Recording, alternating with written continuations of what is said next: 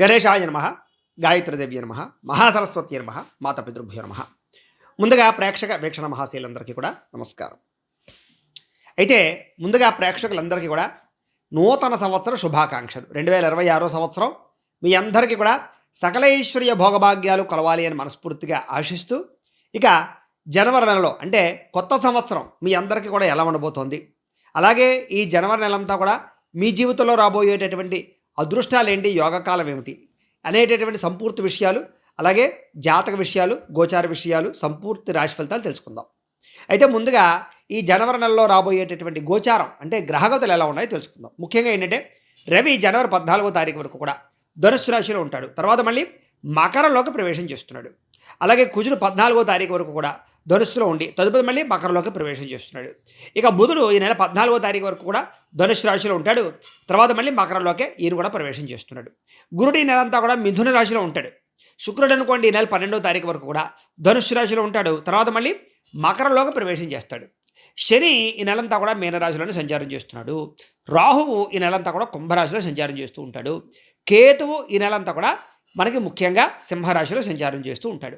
ఈ కారణంగా ద్వాదశ రాశుల వరకు కూడా ఈ మాసం అంటే ఈ నెలలో ఎలా ఉండబోతోంది అనే విషయాన్ని ఇప్పుడు మనం తెలుసుకునే ప్రయత్నం చేద్దాం. ఇక తులారాశి వారి యొక్క ఫలితాలు. అయితే ఈ నెలలో మీ గోచార గ్రహగతులు కనుక చూసుకున్నట్లయితే మిశ్రమ ఫలితాలు, కొంత వ్యతిరేక ఫలితాలు కూడా కనపడుతూ ఉన్నాయి. చాలా జాగ్రత్తగా ఉండాలి.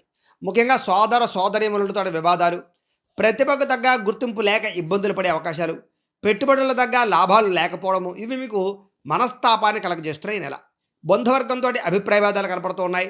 కుటుంబ వివాదాలు, ఆస్తి వివాదాలు, కోర్టు వివాదాలు, లావాదేవీల వ్యవహారాలు సజావుగా సాగకపోవడము, ఆర్థిక ఇబ్బందులు, రుణబాధలు, ఇవన్నీ కూడా మిమ్మల్ని ఇబ్బంది పెట్టే అవకాశాలు ఈ నెలలో బాగా కనపడతాయి. వ్యాపారస్తులు ఎక్కువగా క్రయ విక్రయాలు నష్టాలు వచ్చే అవకాశాలు ఉన్నాయి కాబట్టి తత్వ జాగ్రత్తలు తీసుకోండి.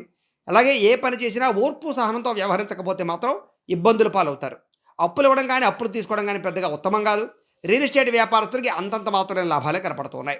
సంతానం వల్ల సమస్యలు, గొడవలతో పాటుగా సంతానం వల్ల ఖర్చులు బాగా కనపడుతున్నాయి. కొంతమంది స్నేహితులు మిమ్మల్ని పాడు చేయడానికి ప్రయత్నం చేస్తూ ఉంటారు. అలాంటి వాళ్ళతో జాగ్రత్తగా ఉండాలి. వ్యసనాలకు దూరంగా ఉండండి. కుటుంబ నిర్వహణ బాధ్యతలు, ఖర్చులు విపరీతంగా పెరిగిపోతూ ఉంటాయి. తత్వ జాగ్రత్తలు తీసుకోండి. ఇంటికి వచ్చినటువంటి వారిని గౌరవించకపోవడం వల్ల, దురుసుగా మాట్లాడడం వల్ల ఇబ్బందులు, దూరంగా ఉన్నటువంటి శత్రువులు మీ మీద నిందలు వేసే అవకాశాలు కనపడుతున్నాయి.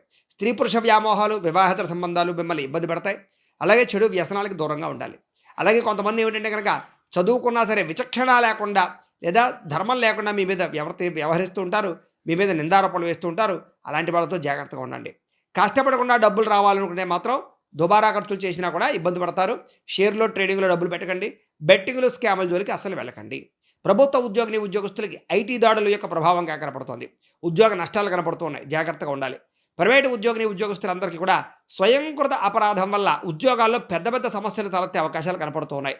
ఏదేమైనా కూడా ఒకసారి మీ జాతకం కూడా పరిశీలన చేయించుకోండి. ఎందుకంటే జాతకంలో ఉండే లగ్నాన్ని బట్టి ఏ గ్రహాలు ఎక్కడున్నాయో లేదా ఏ దశలు నడుస్తున్నాయో అవన్నీ ఆధారపడి ఉంటాయి.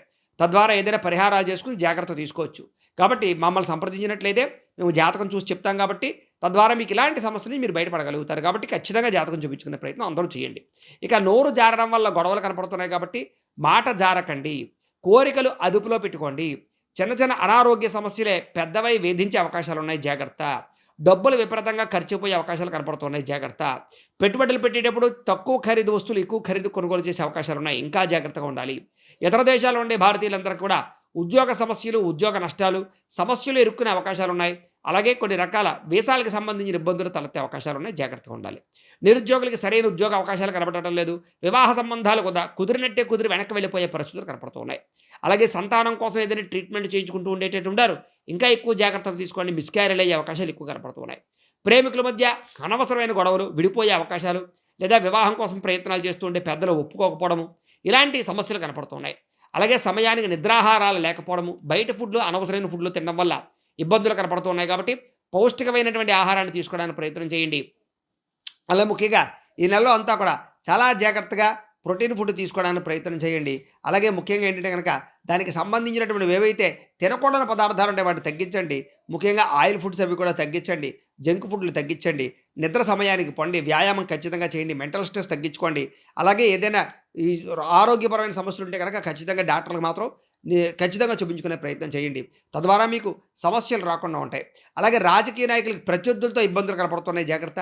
సినిమా, టీవీ, మీడియా రంగాల వారికి అనవసరమైన ప్రాజెక్టులు ఎంచుకోవడం వల్ల సినిమాల మధ్యలో ఆగిపోవడం కానీ, లేదా అపజయాల పాలయ్యే అవకాశాలు కనపడుతున్నాయి, జాగ్రత్త. భార్యాభర్తల మధ్య కూడా ఇంట్లో అనేక రకాల సమస్యలు, పిల్లలు మిమ్మల్ని విసిగించడము, లేదా భార్యాభర్తల మధ్య తగాదాలు, కోట్లాటలు, అనుమానపు ఆలోచనలు కనపడుతున్నాయి, జాగ్రత్తగా ఉండాలి. వ్యసన పరులకి ప్రమాదాలు, వ్యసనాల వల్ల శస్త్రచికిత్సలు, అనారోగ్య సమస్యలు కనపడుతున్నాయి. కాబట్టి వ్యసన పరులు కూడా ఇంకా ఎక్కువగా జాగ్రత్త తీసుకోవాల్సిన అవసరం కనపడుతుంది. ముఖ్యంగా సమయస్ఫూర్తిగా మాట్లాడకపోతే, లేదా మీకు అవకాశాలు వచ్చినట్టు వచ్చి చేజారిపోయే పరిస్థితి కనపడుతుంది. మిమ్మల్ని ప్రేమించే వారిని, అభిమానించేటటువంటి వారిని కోపగించుకోవడం, ఒంటరిగా ప్రయాణాలు చేయడం, అలాగే విరక్తి ఆలోచనలు, ఏ పని చేయాలో సరైన ఆలోచన లేకపోవడము, బద్ధకము, లేజినెస్ బాగా కనపడుతున్నాయి. ఈ నెలలో అలాంటి విషయాల్లో ఎక్కువ జాగ్రత్తలు తీసుకోవాలి. ముఖ్యంగా నిరాడంబరంగా ఉండడానికి ప్రయత్నం చేయండి, గొప్పలకి పోకండి. అలాగే చెడు స్నేహితుల వల్ల పాడయ్యే అవకాశం ఉంది కాబట్టి వాళ్ళని దూరంగా పెట్టండి. కొంతమంది ఏంటంటే నమ్మక ద్రోహులని మీకు తెలుసు, కానీ వాళ్ళతోటి మీరు సహవాసం చేస్తూ ఉంటారు. వాళ్ళ వల్ల నష్టపోతారు, జాగ్రత్తగా ఉండండి. అలాగే పిసిని కొట్టి వాళ్ళతోటి కాలక్షేపాలు మాత్రం చేయకండి.